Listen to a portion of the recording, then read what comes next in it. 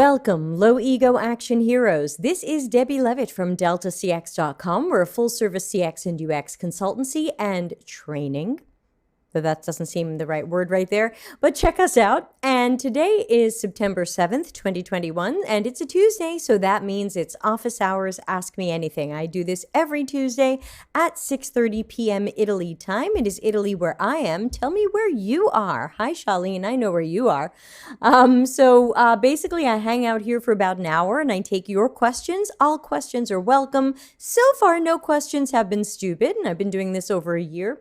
So let's get some of the boards and the things ready here. Oh no, it looks like my hearts thing isn't working again. I'll have to fix my hearts. But get your questions into the YouTube chat or the LinkedIn chat. And you can also ask anonymously if you'd like. I try not to yell out names when I see them at deltacx.link/ask. I'm just going to fix my hearts video effect if you'll just give me one moment, and then we'll test it out. And then I did get 2 questions ahead of time, so we will start with those. So let's test the hearts effect and make sure it's working now. Okay, that looks pretty good. All right, so let's start with the 2 questions that came in ahead of time because some people used the ask thing, and this is available 24 hours a day, 7 days a week, and then I collect them and I start doing them on the Tuesday. So let's take a look. First of all, is my audio and my video synced? Does anybody think I'm out of sync, like the microphone and the mouth are not matching up? Hi, Aitan. Thank you for the pandas. I apologize if this isn't synced up. I made some changes to my desk setup this weekend, and I don't know why this isn't looking synced. Well, Charlene says there is a slight delay. Yeah, I don't know why that is. I didn't change anything that amazing. I guess I'll have to do more testing. Sorry to everybody who's watching that my audio and my video are not completely synced up. I honestly don't know what that is. Hi, Elena. I don't know. How do you say that? Give me help there. Anyway, let's take a look at these questions, whether or not my stuff is synced, and I will just have to do some more testing. So my first question said, hi, Debbie, I'm a huge fan. Thank you. And I have an idea for a show. Can you please make a show on accessibility for newbies, like Accessibility 101? That's not a bad idea. To the person who sent that in, I would say check out our episode 26. If you go back to the live streamed podcasts playlist, you will find episode 26, which we did on accessibility. Now, does it cover what you're hoping it'll cover? I don't know. So I would say check that out and then let me know if that is not what you needed. So do send in another note. I can come through the Ask system or through Slack or through LinkedIn or email me if there's something else about accessibility that episode didn't cover that you're hoping I'll cover. So there you go. And let's look at our next question. And by the way, everything that's live here is archived on YouTube. If you're ever curious if there's an episode on something, you can just go to YouTube and search. You can search for Delta, CX, and whatever's on your mind.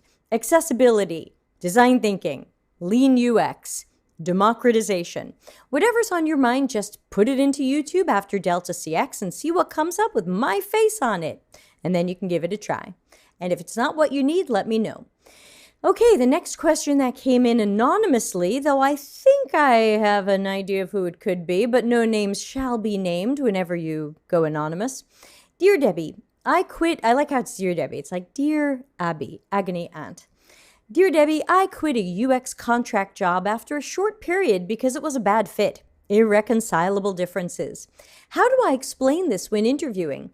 Despite the brief tenure, I need to include the job on my resume as I gained important experience and skills from it. My former supervisor also offered to be a reference.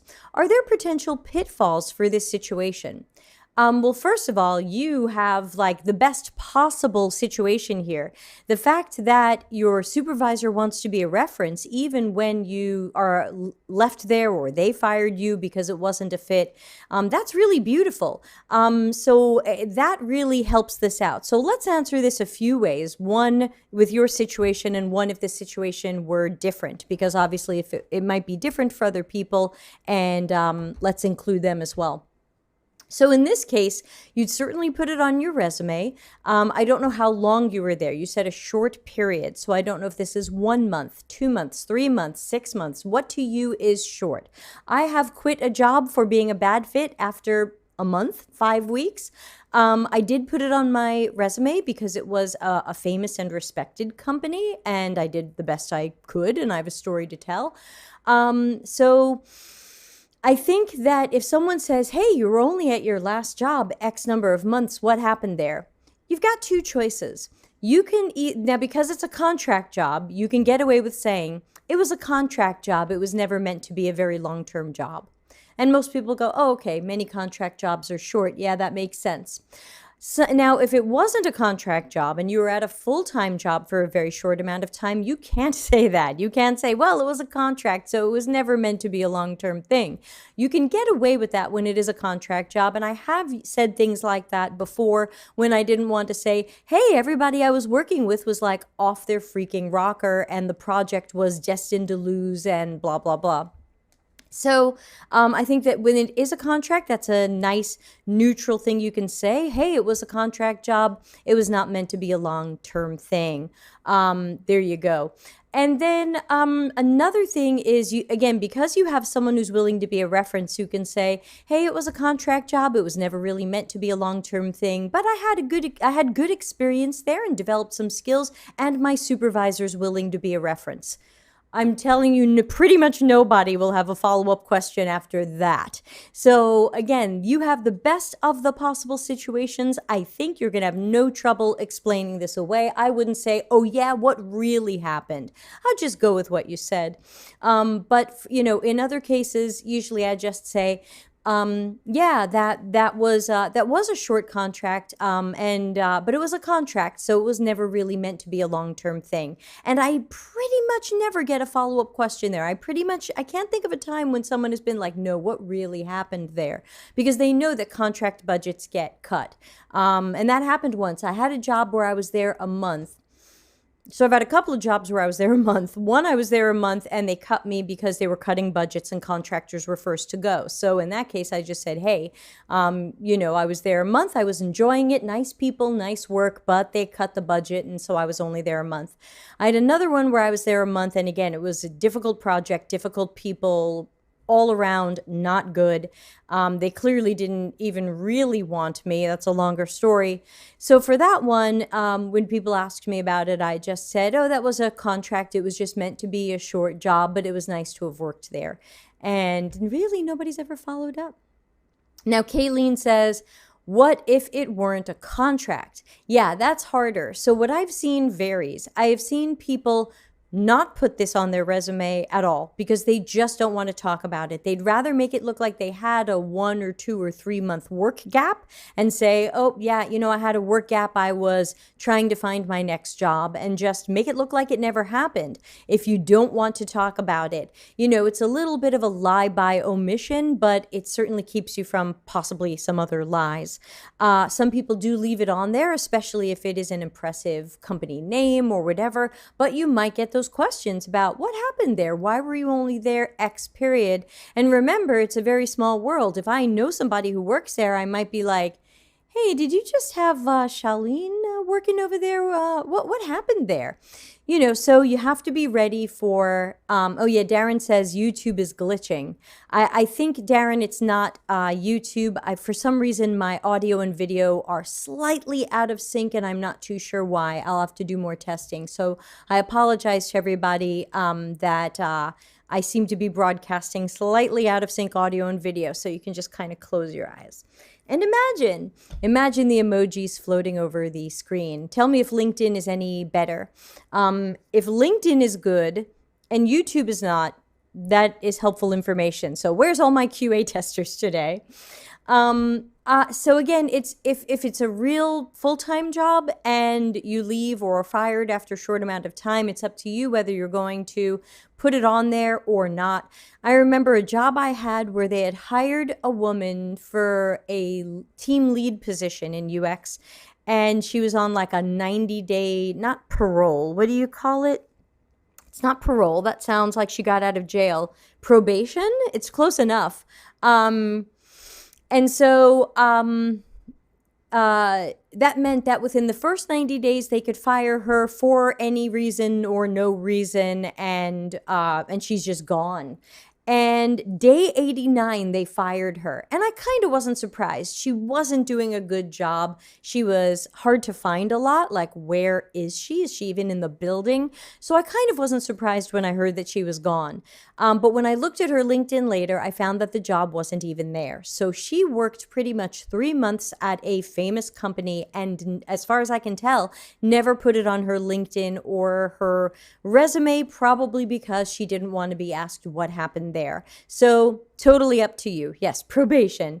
Kayleen says the sound and video syncing seems to be better. Okay, maybe it was my Restream.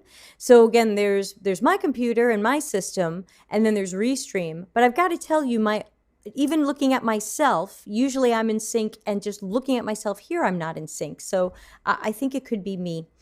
But anyway, hasn't happened before, and hopefully I'll be able to fix it. All right, so I think that covers lots of situations, and now we can get to some other burning questions that I see in YouTube, and I also see an anonymous question that I will need to go and grab. So let me copy paste some of your questions in, and then I will answer all of them pretty much in the order in which I'm seeing them. Give me a moment for copy paste extravaganza. Okay, so we had a Kayleen, we had a Charlene question, we had a Kayleen question, we had an anonymous question. Okay, there we go. All right, thank you to everybody for your patience. And again, if you're just joining now, I apologize if my audio and video are slightly out of sync. I am not sure what to do about that, other than have you close your eyes and imagine they're in sync. And let's see, Charlene says, what do you do when you have to give the names of the places you worked for security clearance, or where HR needs at least 5 years of work history?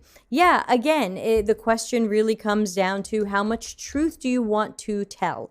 I've made the decision on my resume and my LinkedIn to tell the truth. And so all of the jobs that I've worked at, even if they were 1 month or 3 months, they are up there.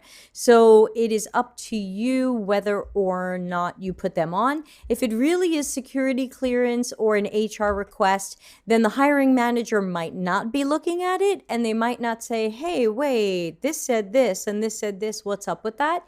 But again, you do run that risk. So I would just say, be prepared with an answer.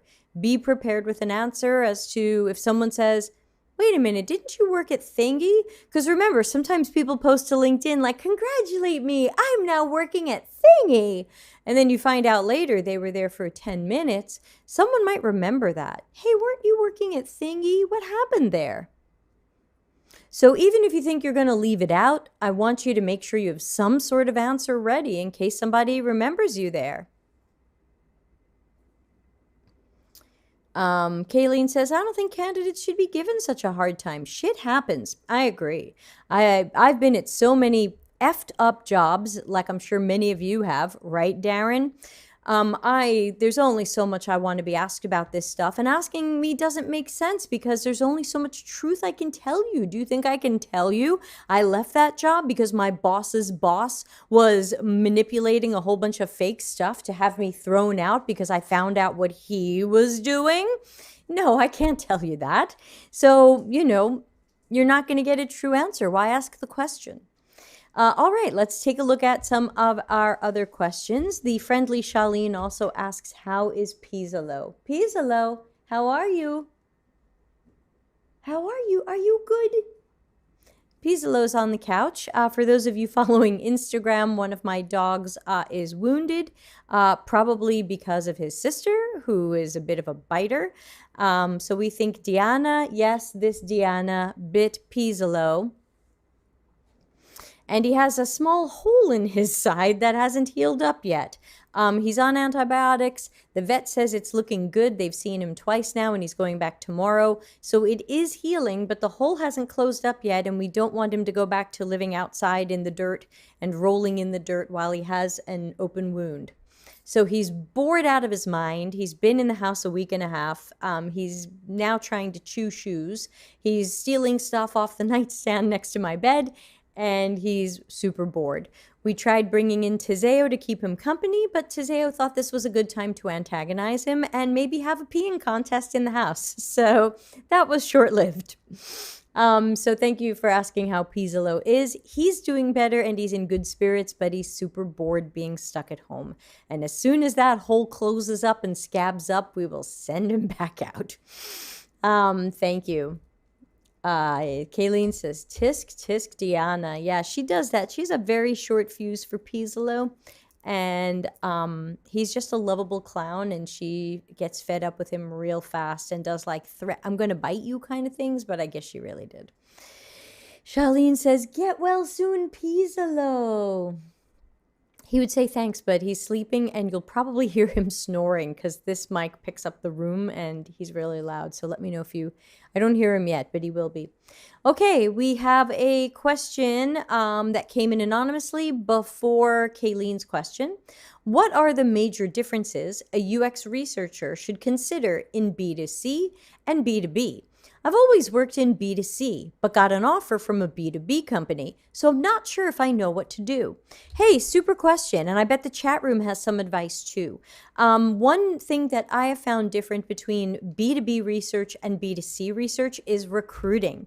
Because with B2C research, usually you can go out and try to find the general public or pull from your own world. Oh no, a mother cat eats her kitten out of love. I've actually seen a mother cat eat her kitten, and let's not talk about it.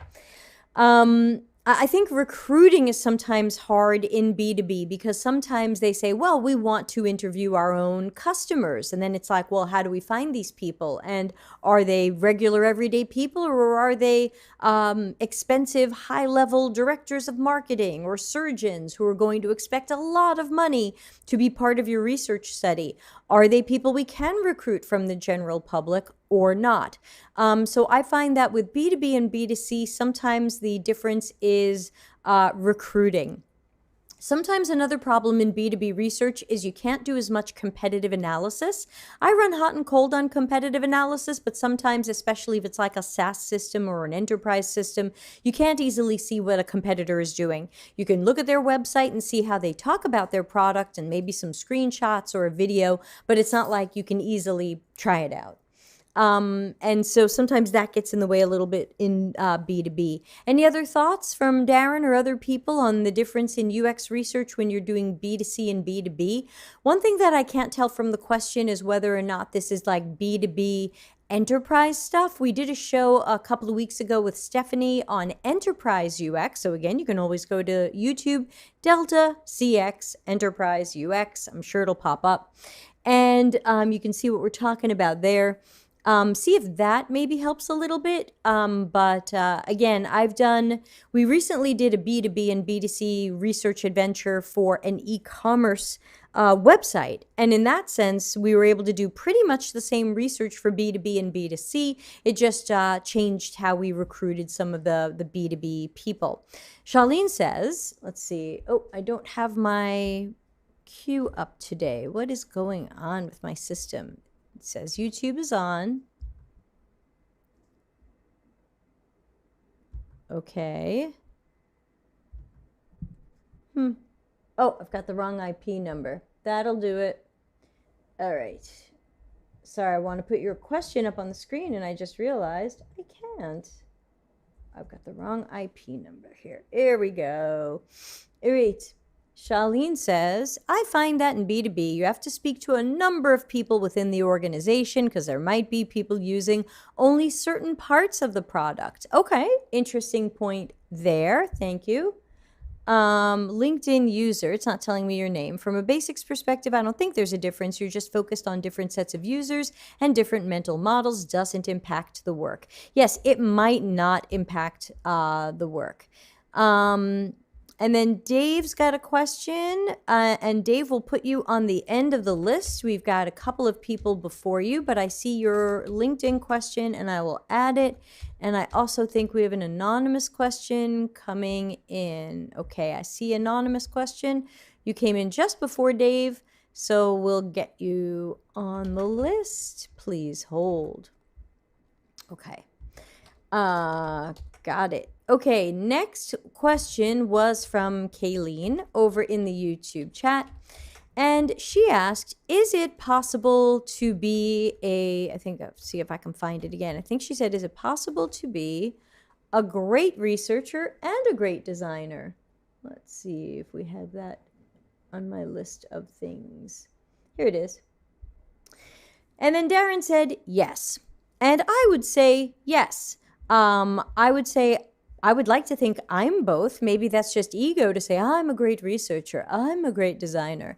I started out as more of a designer, and then I became more of a researcher while still doing design. So I think it's probably not easy to start out as a great researcher and a great designer. I usually suggest that people start with one and get good at it enough that you can show a job, I can do this, and get that darn job. So I think it's probably hard for a newbie or relative newbie to be a great researcher and a great designer when they're still probably trying to level up to be great at one of those. But once you've got some experience, and if you happen to find that you've got good talent and skill for both, you could be good at both. I don't think that they're impossible to combine, but I think it is more rare because they play into different talents and skills and abilities. So not everybody is going to find that they are great at both, but you're certainly welcome to try. I hope that helps. All right, here is a question that came in anonymously. Oh, and I see another anonymous question has just come in. Let me copy paste that one. Oh, it's B2B based in the US market, but the company that wants to hire me is in South Africa, so everything will be remote. Oh, hi, I'm working in South Africa too. Wow, that must be the place. One thing I'll tell you as someone working with South Africa right now is there is a noticeable cultural difference between America and South Africa, and it's taking me a while to get used to. I'm getting some things culturally wrong. I don't think I've offended anybody, but probably close. So be careful of some of the cultural differences between America and South Africa, and maybe that's going to run both ways because of the nature of your work. Darren says, agree. One can't be great at both initially, but we can all advance over time and learn to demonstrate expertise across design and research. Super. Okay, back to our anonymous question. And let's see, here it is. What are your recommendations for when you start a new UX job and you have a great boss, but there's a manipulative developer that's creating problems who happens to be good friends with the great boss? I actually had a problem like that when I had a job a few years ago. My team lead in UX was fantastic. Oh gosh, endlessly loved her. I mean, talented, nice, fun to be around, warm, 100% loved her. Great team lead, happy to answer to her.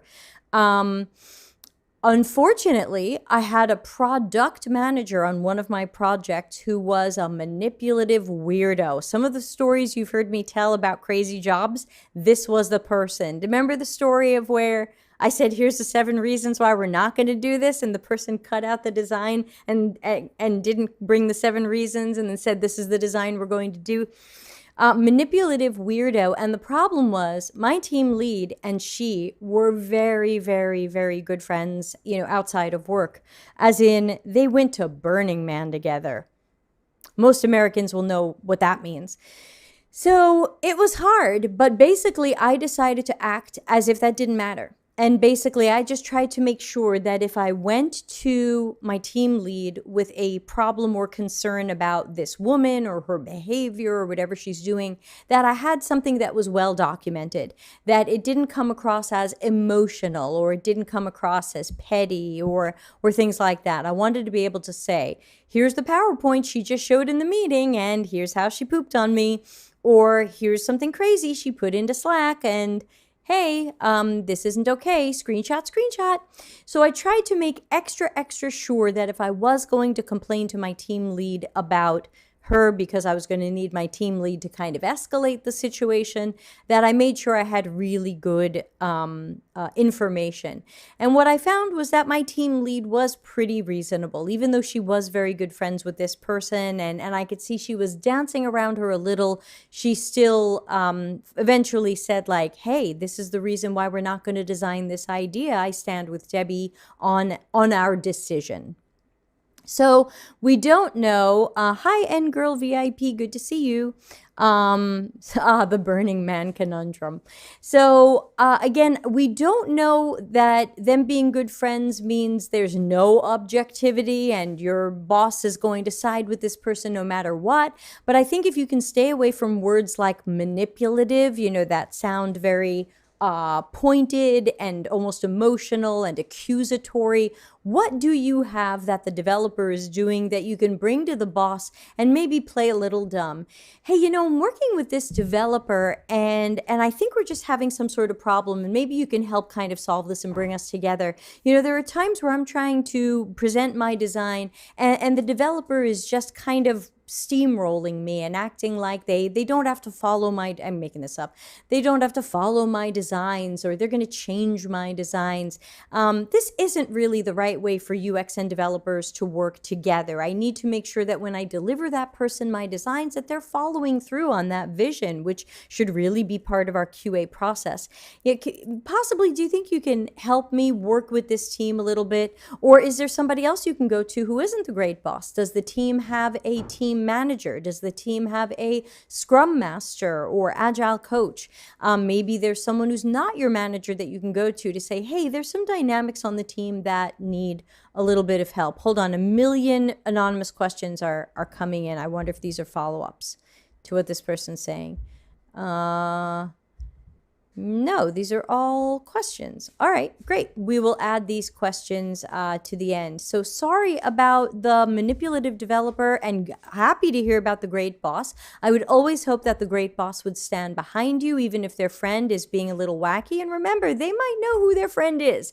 So we don't know if by default they're going to stand behind their friend or not, but I'd probably see either how neutrally I could present this problem, or I would be looking at, is there someone else I can talk to who isn't the boss, who will be more impartial, like a scrum master, because they supposedly want to see everybody work well together. So I'm just copying and pasting a whole flurry of questions we just got in the anonymous question system, and then I'll get back to answering them. This is Office Hours Ask Me Anything. I'm here for an hour every Tuesday, and the second Tuesday of each month, we have special guests Darren Hood and Dr. Nick Fine, so they should be here next week if our calendars are all aligned. All right, our next question comes from LinkedIn. I think this was Dave's question, but I'm juggling a lot of windows, so please excuse me. And if I've missed your question, please remind me, because I think I'm looking at 5 different windows to run the Office Hours show, and it is very possible that I've missed your question, but it is never on purpose. LinkedIn says, reminds me of what I learned when I used to work in HR. It's important to document exactly what happened and not to interject personal thoughts or reactions. So yeah, very true, very true. I think the more unemotional we can make this, the better it is for everybody, no matter what. Okay, so thank you, Dave, for your patience. Your question was, Thanks for your insightful thoughts. Thank you. I'm sure you've covered this in the past, but could you point me to some good examples of UXR portfolios? Per your past statements, I'm trying to break my pretty pictures portfolio away from my research. Yeah, we did a show on UX research portfolios, I think. Again, you can go to YouTube and search Delta CX portfolios. See what videos come up. They won't all be research portfolios. What I find, I don't have examples right now of good research portfolios. I think Ralisa is working on one that I'm going to like, so maybe we'll show that one eventually. But to me, it's all the same. I mean, I'm not looking for pretty pictures. So whether you are a UX researcher or UX designer, I'm looking for a lot of the same things. I'm looking for process and I'm looking for storytelling. I'm looking for the storytelling to help me understand the process, and I'm looking for the storytelling to clean up any holes or weird things that happened in your process.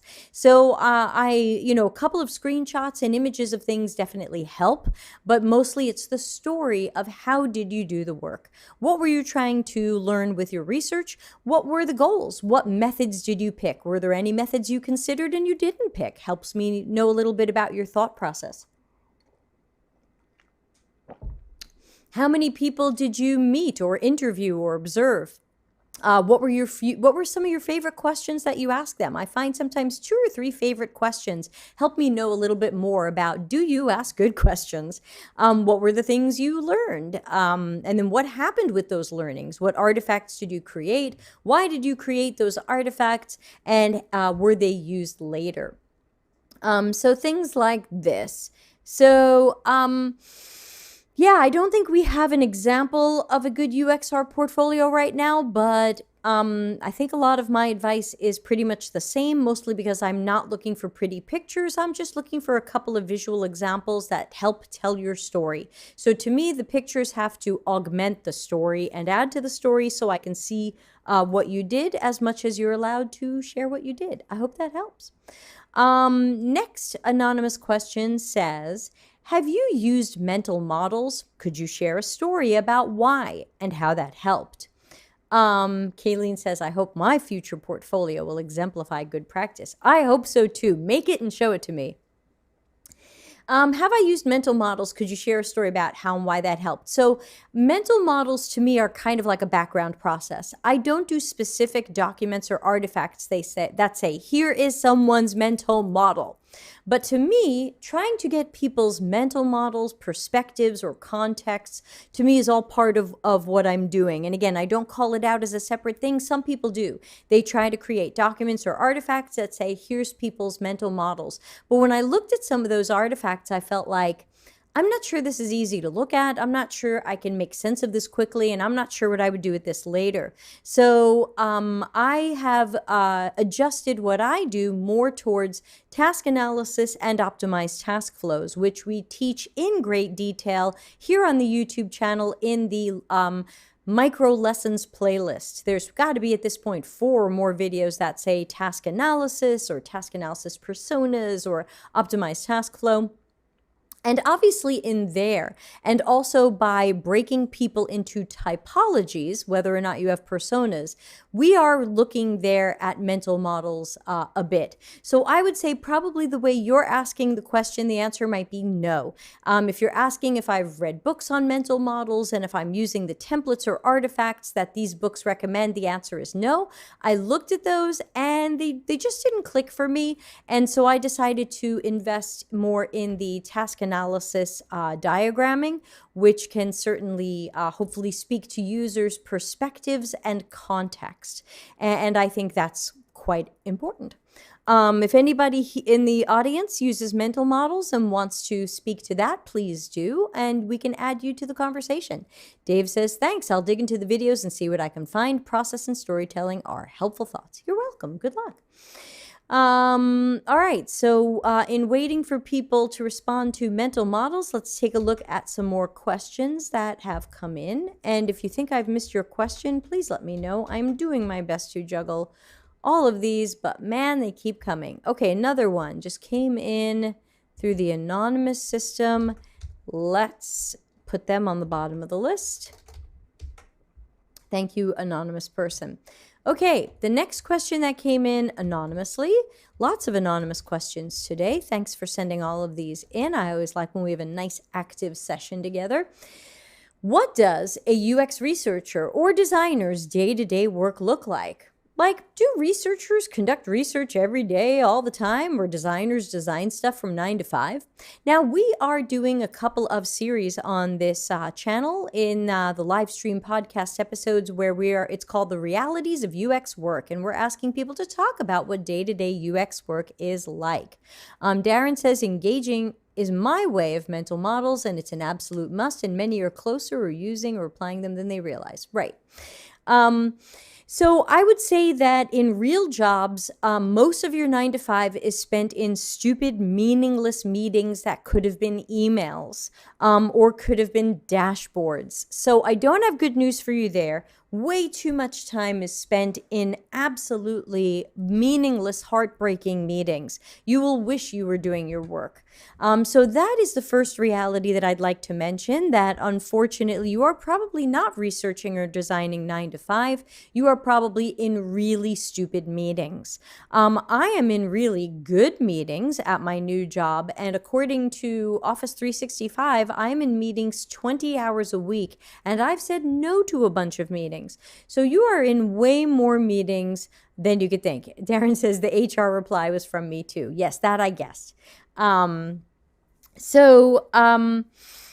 don't have good news for you there. Now, outside of meetings, your day can really be spent by any number of things. A researcher might be planning research and writing documents around that, recruiting, doing the screener survey, checking the screener survey results, scheduling people, holding your sessions, watching your videos back to take notes and code and tag and analyze and find the patterns. It could be working on your report, your task analysis, personas, typologies, customer journey maps, all kinds of artifacts after the research. You could be building a presentation. You could be giving the presentation. So, I mean, the reality is that any work can be done at all. And even for designers, again, at my last job, I think I was in meetings 42 hours a day. We complained many times that we had no time to actually do our work. We were just in meetings constantly. It was ridiculous. So, what is this spammy email? Oh, it's a spammy email. Sorry. So yeah, I don't think you're designing from 9 to 5. I don't think you're researching from 9 to 5. I think you're lucky if you can get in 2 good hours of work a day. Anybody in the chat room who's got a UX job want to talk about what your day-to-day looks like and how many hours you're in meetings each day? I'll wait.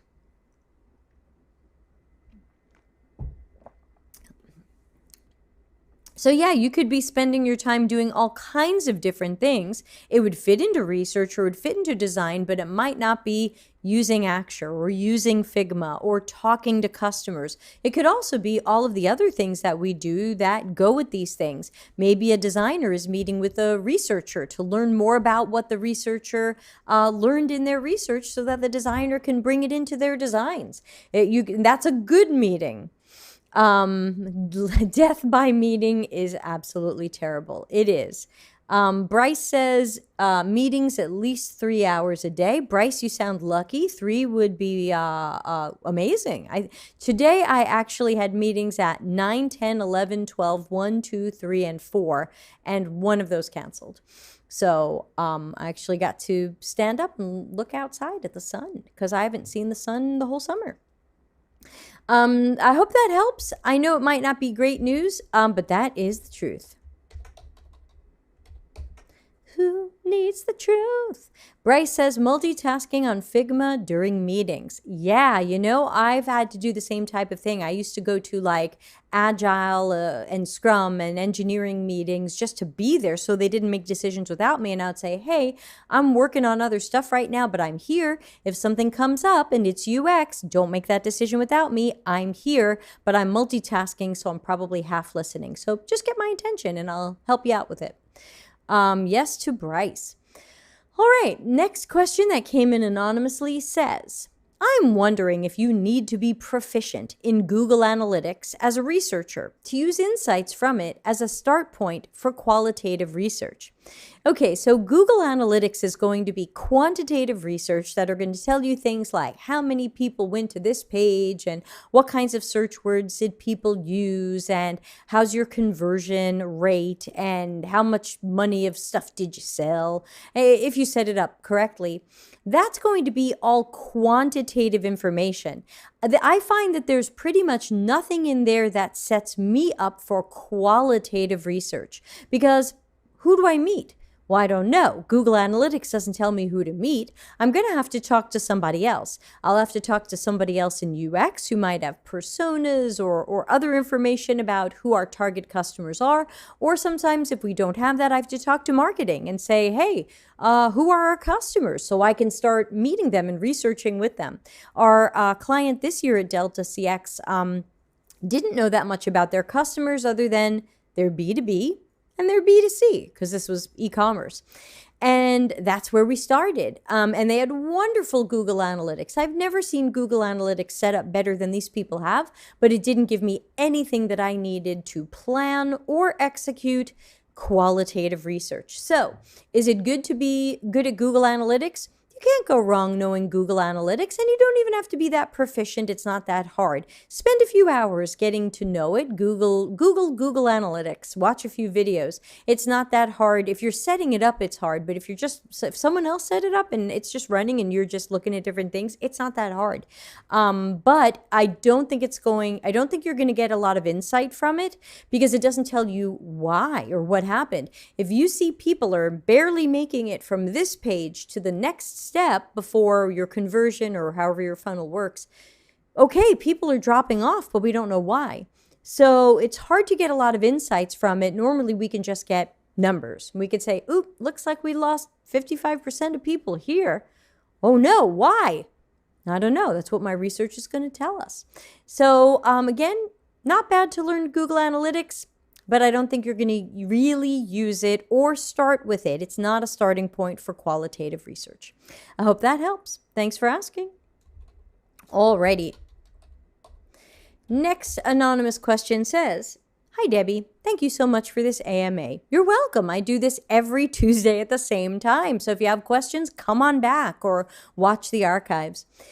My question is, when do you know someone is a senior product designer? Okay, so that's going to be tough because a lot of people have different standards for when somebody is senior anything or when somebody is product designer versus UX designer versus anything else.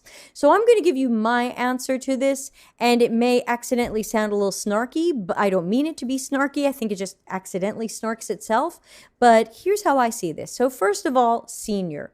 In general, I think people should be given the title of senior at 5 or more years of experience. For me, junior is 1, maybe 2 years. Mid-level is 3 or 4 years, sometimes 2, but certainly 3 or 4 years. Senior, 5 and 6 years. Lead, 7 or more years, and then sometimes people have principal above lead. It really depends on how you're doing the hierarchy. So in general, for senior, I'm usually looking for 5-ish years of experience, give or take. I'm also looking for a certain level of maturity in the work. I'm looking for them to be a lot more independent, that they're still going to be work QA or reviews, but that they're a lot more independent and that they're able to do a lot more of their work themselves. Whereas, for example, somebody with maybe 2 years of experience probably still needs a little bit of coaching. I'm going to expect a senior to be more strategic about their work. I'm going to expect them to understand when to do something and when not to do something. Do we need to make personas here? Do we not need to make personas here? How many people should we be testing with, etc.? So I'm looking for a senior to be more strategic and less of a, hey, just tell me what's the right thing to do here. Now, as for product designer, for me, a product designer is typically a UI designer or visual designer who likes to make wireframes or prototypes. I typically don't see a product designer as someone doing a full UX process or even part of a UX process.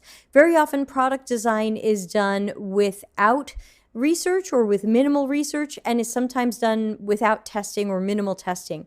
So I think of product design as You can't tell just from the title whether or not they're really doing a UX process or whether you're just being asked, hey, you know, make some fast wireframes. Engineering will build it and we'll figure it out later. So, but if your question is how can you tell a senior, I'm usually looking for people to be strategic on the project level. I'm also looking for them to start mentoring people who are junior to them, where they've now gathered enough experience after 5-ish years of professional UX work, not other work, 5 years in specifically UX, to be able to mentor others, to be able to review their work and give good feedback, a little bit of tough love. So those are the things I'm usually looking for in a senior. I hope that helps.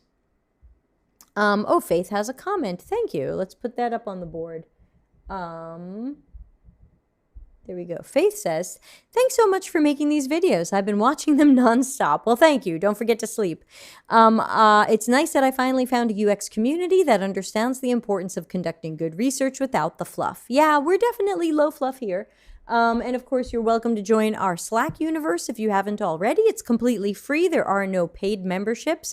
On YouTube, we have paid memberships, but they're totally optional, and they're just a way that some people choose to lend a little financial support to the channel. It's completely optional. I'm always grateful for it. I buy delicious chocolate chips, which enhance my life, but it's completely optional. I do not live or die on YouTubing, so I'm here to help out. So deltacx.link/join Slack. And of course, please subscribe and ring the bell. We're live here usually 4 times a week. All right, going back to, that's it. I think that's all the questions. Did I miss anybody's question? Yes, an anonymous one came in. VTR says, hello, everyone. I recently got asked a design thinking question in an interview. What did you say? Let's see what the anonymous question is. I want to make sure I didn't miss it. Hold on. I see it coming in.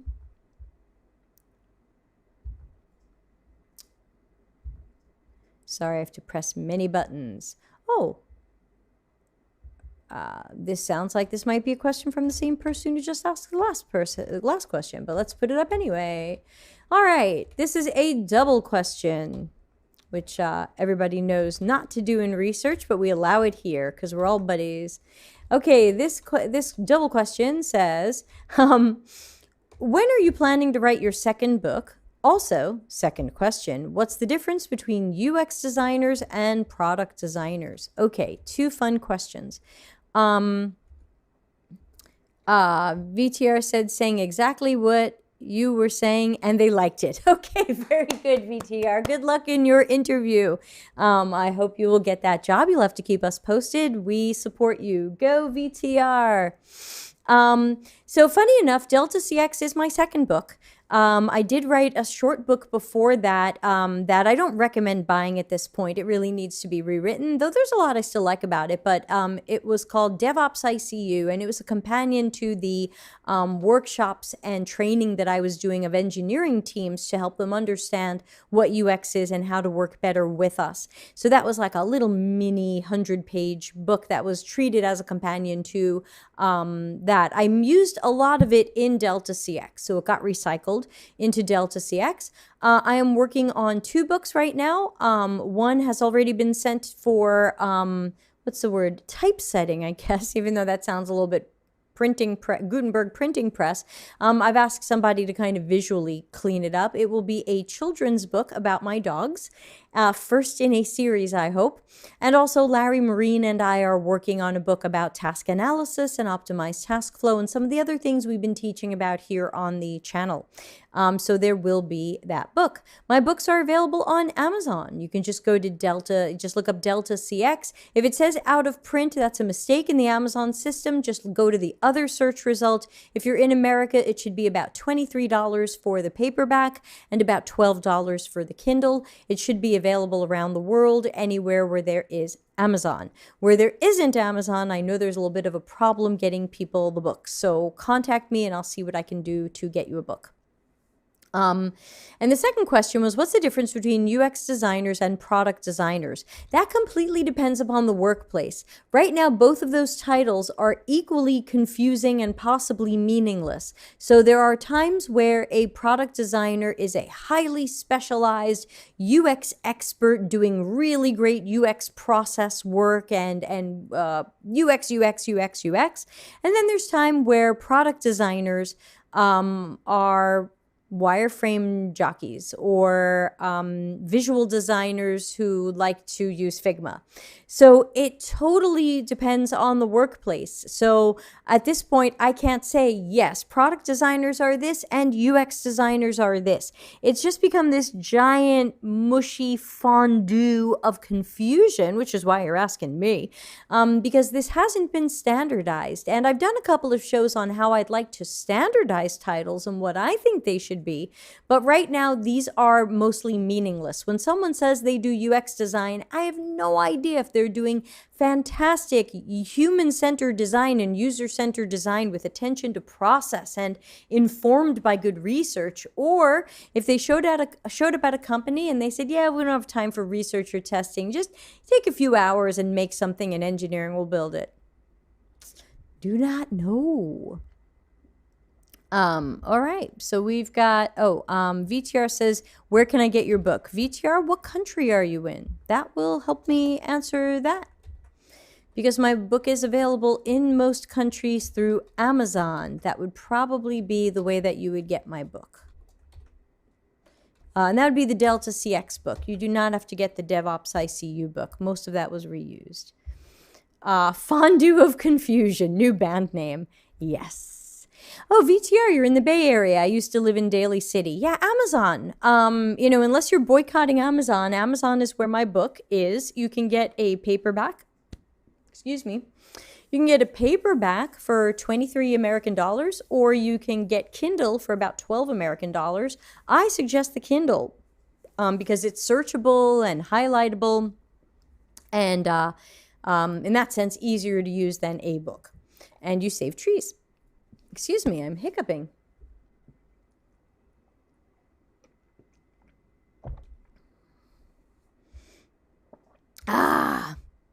Okay. So I10 asks, how do you find time for all these things, Debbie? Yeah, I don't think you're going to like the answer there. The answer is because I am powered by these things and rewarded by these things, I'm doing these things constantly. So I'm at my desk usually by 8 a.m. each day. Now I'm currently working my regular job, though usually it would have been Delta CX stuff, but now I'm doing somebody else's work, which I am enjoying. And I'm done with that 5 o'clock, and then I switch over to Delta CX stuff, and then I try to be in bed between 9 and 10 because I've been getting up at 6 to take a walk and ease into the day and record weird voice messages to people who weren't expecting them.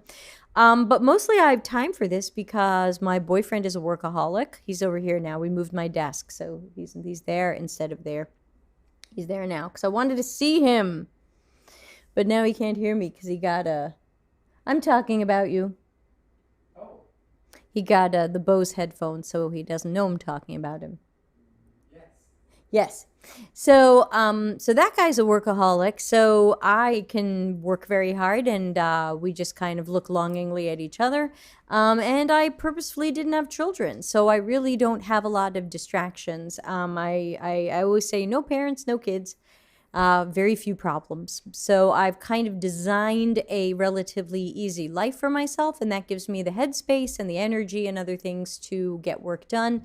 I also don't smoke, drink, or do drugs, and I am allergic to caffeine, so I'm not in any kind of weird drug cycle where I'm drinking at night and then I've got to have caffeine in the morning.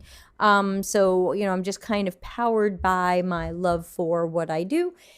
And then I work through the weekend as well, usually on Delta CX stuff. I don't take a lot of breaks. I would say I had more balance in my life before the pandemic because I was speaking at like 50 or 60 conferences a year, and I was traveling a lot, and that kind of forced some downtime because I was on planes or in airports or in and out of hotels.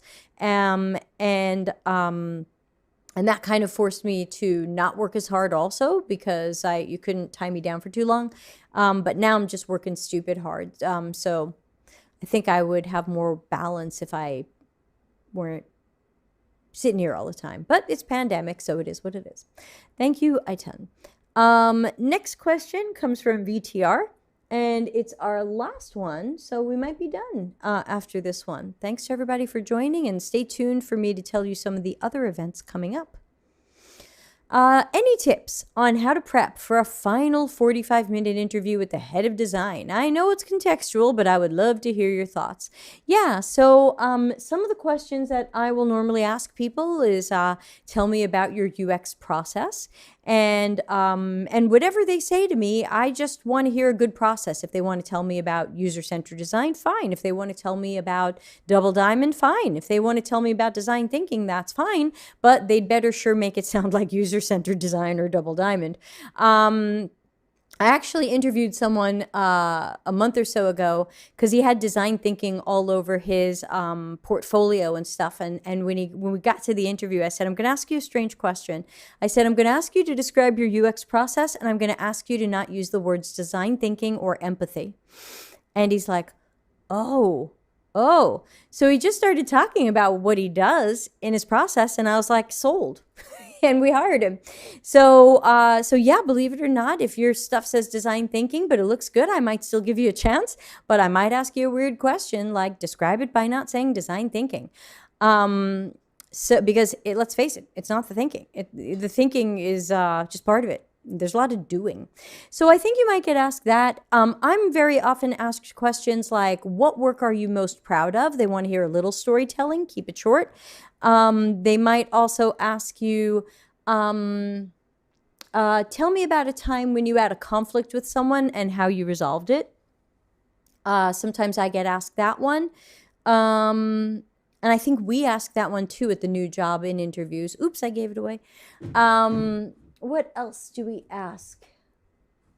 I mean, we do ask people to walk us through a project they did and talk through some of their process or work or present one of their portfolio projects to us.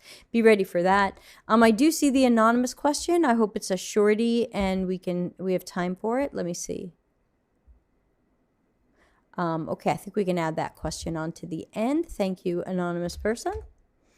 Yeah, so these are the typical questions that I get, and basically my goal is to have standard answers that I have ready to go, but not that I've memorized. So do not work to memorize your answer, but just be ready to know generally which story you're going to tell. So like when people talk about a time that, tell me about a work you did that you're really proud of.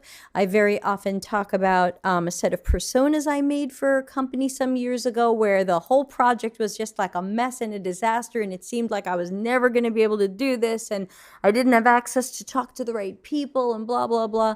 And the personas, I managed to pull some good information out of some weird, unexpected places, and the personas ended up really amazing and really useful for the company.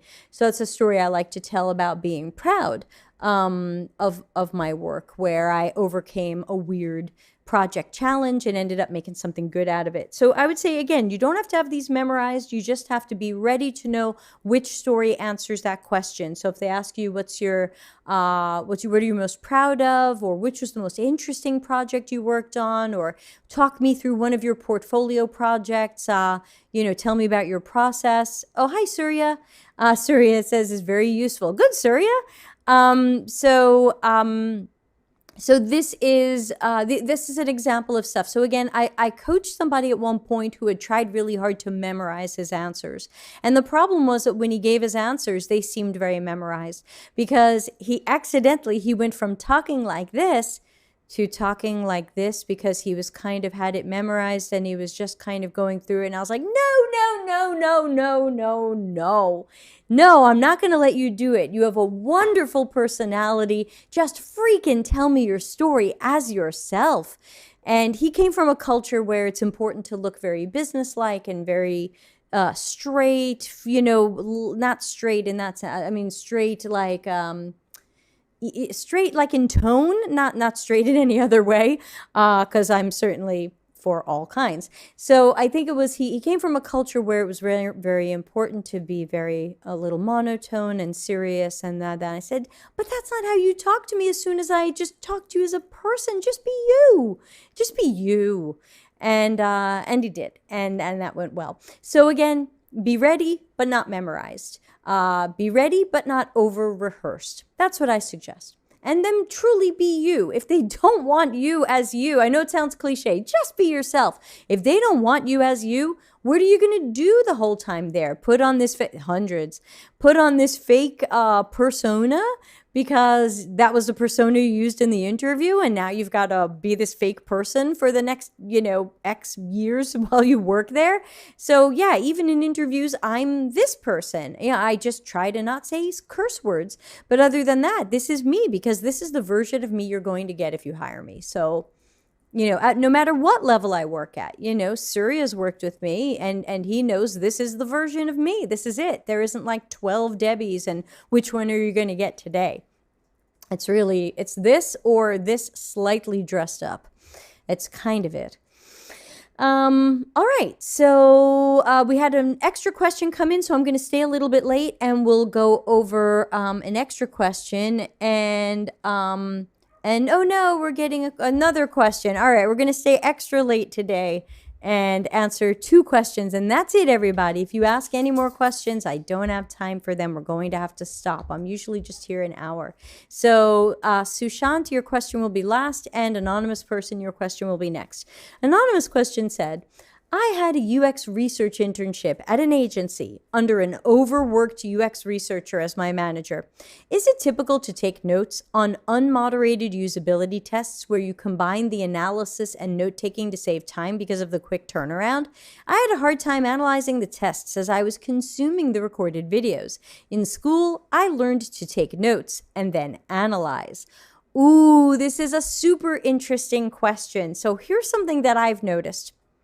When people have a lot of years of experience, let's say maybe even more than 5, sometimes 7 or 10 or more years of experience, and I don't know how many years of experience your UX researcher had, but I've noticed that people who have a wild number of years of experience, and if they have good memories, because not everybody has a good memory, I find that sometimes they cut out steps that people who are more junior or just out of school learned to do. So for example, I've seen really high-level people do a bunch of interviews, make their own notes, and then go right into the final report and not do an affinity diagram and not do other coding or tagging or things like that. I've seen people go like, yep, I met people, I heard everything they said, it's kind of all in my head, here's our key themes. And you're going, do you want to affinity diagram that? They're like, nah, I don't need to. And so like I do some projects with Larry Marine, which is always awesome and fun. We do work together well, I believe. And there was one time where we had to do a task analysis and optimized task flow. And he sent in an optimized task flow. And I said, well, where's the task analysis? I want to show the client the task analysis as the as-is state and the optimized task flow as a possible future state. And he goes, oh, yeah, I start with the task flow, but then I change it into my optimized task flow, so I don't have that anymore. And I'm like, oh, so, because for him, it's just like all in his head and it's just a computer that's running. And he just felt like, yeah, I don't need that. Oh, I'm on to the next thing. So as for the person asking the question, if you are working with someone who has a lot of years of experience, they may have found, especially in situations like you're describing, where there's a super time crunch, they're overworked, they're stressed out, there are some things that they might choose to cut out. Since you are relatively newer, and this was an internship, I would be telling you to do all the steps, and that eventually you'll reach a level where you cut certain steps, especially where there isn't time. If there is time, I would say do those steps to be more thorough, but it really varies. There are some times where I've cut out steps, partially for time and partially because it was all in my head, and I have a very good memory. So I would say, is it typical to do what that person did? I've seen it happen, But especially for people starting out, I would say don't copy that person's habits just yet. They're doing super high level stuff, and they got there by starting out by doing all the steps. And eventually they found, when I'm pressed for time, these are the steps I cut. So I would say, to you still learning, do all the steps. Next question. Sushant's rewritten it a few times, so let's see if we can figure this out. How to show portfolio when you're in a service company and most of the work you've done is support and expansion of projects. Create a portfolio for creative leadership level.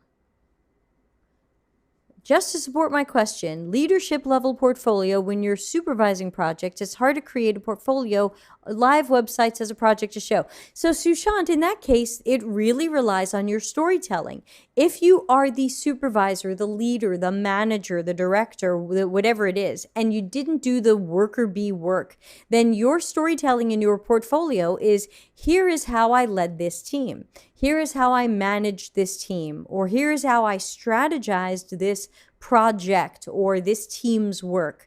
What did you do that was strategic or operational or tactical that related to a team or a project? I'll accept stories about either if I'm looking at someone who is a leadership level person, because I know you probably weren't doing the work. You shouldn't be doing the work if you're leadership level. You should be working on strategy and operations and managing your people.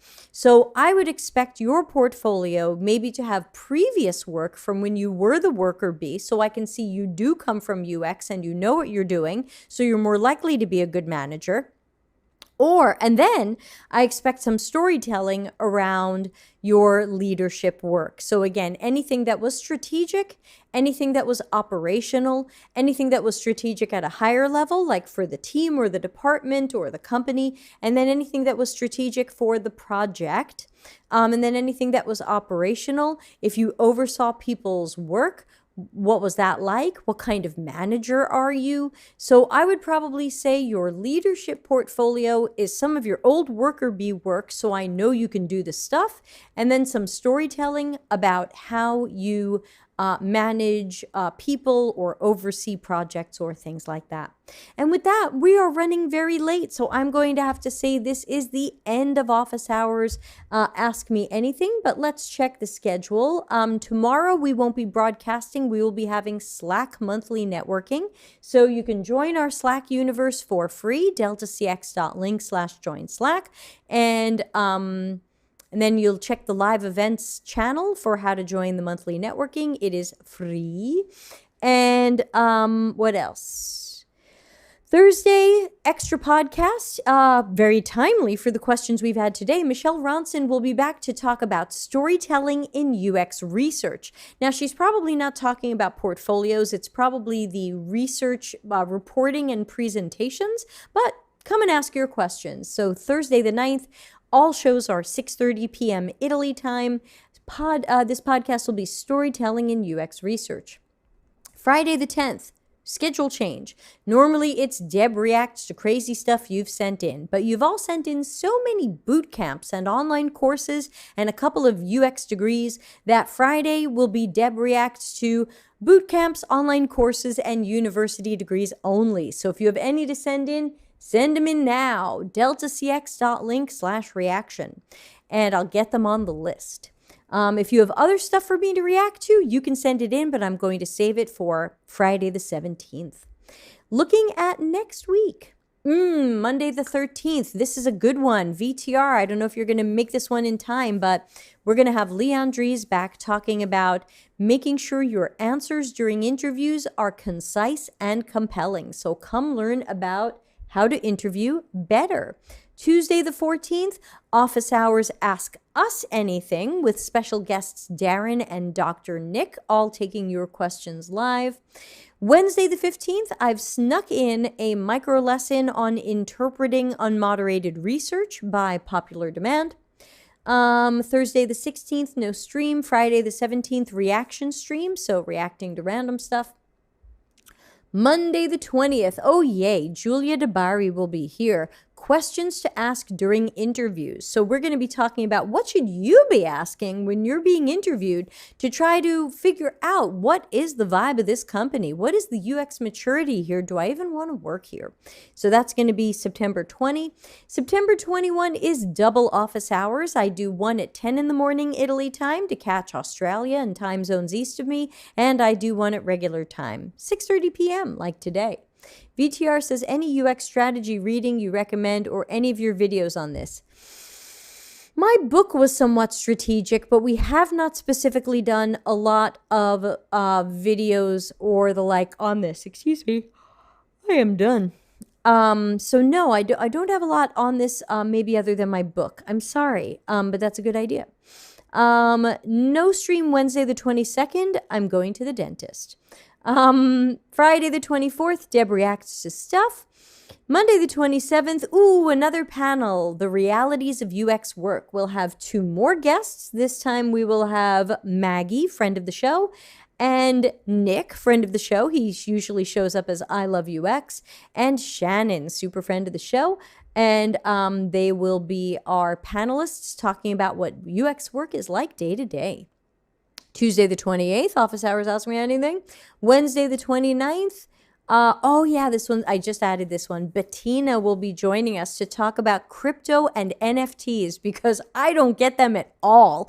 And I can't be the only one who's completely confused. So what should we in UX understand about crypto and NFTs? Because, man, I don't get it. Do you guys get that stuff? I don't get it. I just don't.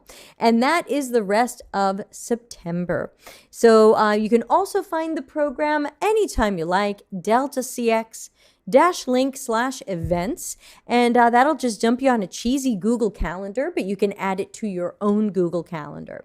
So, VTR says crypto and NFT is MySpace. Well, good. Then we'll definitely want to have you join in on that show and give your thoughts and questions and chip in on that because I don't get it. And we went to, we being me and boyfriend, went to a conference a couple of years ago and we were in a booth. We got a booth and we were next to some company using blockchain to trace where your food came from. And my boyfriend's like, finally, we're going to figure out what blockchain is. And he went to the people in the booth next to us and he was like, what's blockchain? And they're like, we use blockchain to trace the origin of your food. And he's like, fine, but what is blockchain? I don't understand it. And they couldn't explain it to us. So finally, hopefully, someone will explain it to us. VTR says, I do an audio podcast. Well, let's give it a plug. I don't know VTR's podcast, but let's plug it anyway. What's the name of your podcast? We'll tell everyone.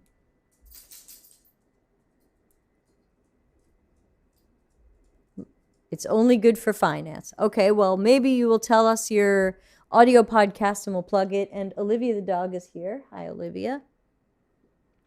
Build crypto. Build crypto? I assume you meant build crypto. Anyway, look for something that looks like it's called Build Crypto. And it's on Spotify because VTR wrote not correctly spelled Build Crypto. So do you want what you wrote or what I'm saying? Because I'm saying Build Crypto, but you didn't type that. Don't forget, friends, if you're ever going to promote something you're doing, double check your spelling. It's going to be important when I put it up or try to say it, especially if I'm giving you a free plug. And remember, not sponsored. I don't know who VTR is. I hope the podcast is good. No, it's purposefully misspelled. Oh, shit. Damn it. All right, everybody, let's try this again. VTR's podcast is Build Crypto Purposefully Misspelled. BUIDLCRYPTO.